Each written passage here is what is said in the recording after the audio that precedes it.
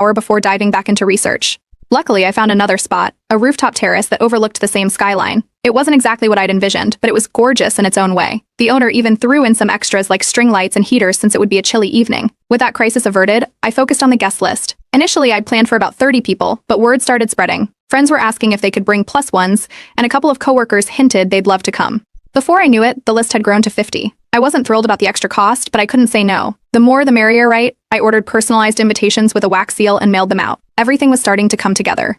As the details came together, my family started noticing I was busier than usual. My mom mentioned that I hadn't been visiting as often, and my dad asked why I seemed distracted. I dodged their questions, saying I had a lot going on at work. My mom tried the guilt route, saying she missed having the whole family together and that I should make more of an effort to come around. I let her comments roll off my back and kept my focus on the party. My younger brother, though, was more persistent. He started hovering whenever I was on my laptop or checking my phone, asking what I was up to. I caught him trying to peek at my messages once, but I shut that down quickly. It felt like he suspected something, but without any details, he couldn't connect the dots.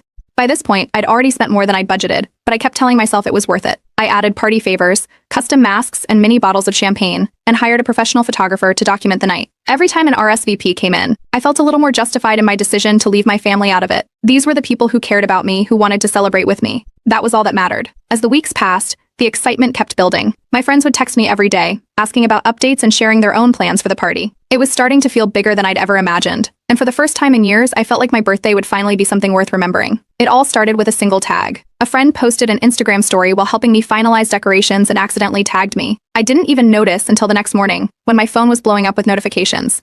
Buried between the congratulatory messages from friends were a few texts from my younger brother, asking what I was planning and why he wasn't invited. I ignored him at first, hoping he'd drop it, but by lunchtime, he was calling repeatedly. I finally picked up, and he wasted no time demanding answers. He'd seen the Instagram story and figured out that I was throwing a big event. His tone quickly shifted from curiosity to indignation when I told him it was a private party for friends, not family. He insisted that I explain why the family wasn't invited, but I stayed calm, repeating that it wasn't about them. Before hanging up, he warned me, "Mom and Dad aren't going to like this." By the end of the day, my parents were involved. They called me back to back, leaving voicemails that grew angrier with each one. When I finally answered, my mom immediately launched into a tirade about how disrespectful it was to exclude the family from a milestone event. My dad chimed in, accusing me of being ungrateful and saying I was making them look bad. They demanded to know why they weren't on the guest list. I calmly reminded them of all the birthdays they'd forgotten over the years. I told them about the one cupcake parties my aunt threw, about the countless times they celebrated my siblings while ignoring me, and how they completely missed my 25th birthday after I'd reminded them several times. Their reaction? Gaslighting.